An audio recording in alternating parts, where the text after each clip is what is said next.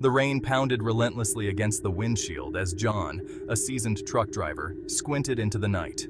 His knuckles were white as he gripped the steering wheel, trying to focus on the narrow, winding road that seemed to stretch endlessly into the void. The headlights barely cut through the sheets of rain, illuminating nothing but a small circle of wet asphalt ahead.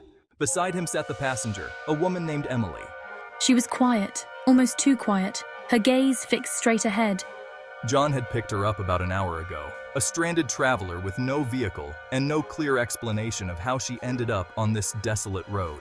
But her plea for help had seemed genuine, her clothes soaked and her eyes wide with fear. John couldn't just leave her there in the storm. As they drove in silence, John felt an unsettling chill that had nothing to do with the cold rain. Something about Emily was off. Her hands were clasped tightly in her lap, but there was a faint tremor in her fingers, and every so often, her lips would move as if she were whispering something to herself. But if she was, the sound was swallowed by the relentless drumming of the rain.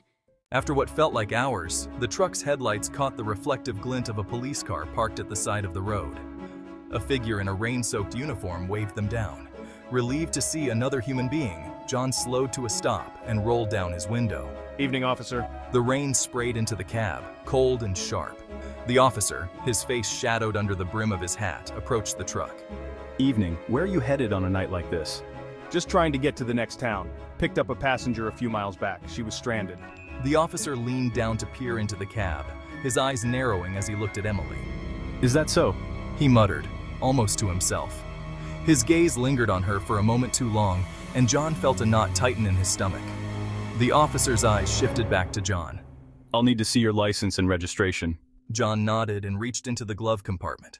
As he fumbled with the papers, a flicker of movement in the rearview mirror caught his eye. He froze. There, in the reflection, he saw the officer's shadowed face staring at Emily. But it wasn't the officer's face anymore.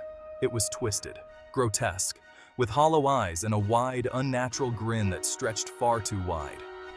John blinked, and the reflection was gone. The officer's face was normal again, just an ordinary man in a wet uniform. "Is everything all right?" "Yeah, just tired." John stammered, handing over the documents.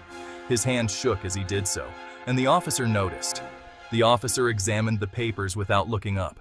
"Strange weather tonight. People see all sorts of things on nights like this."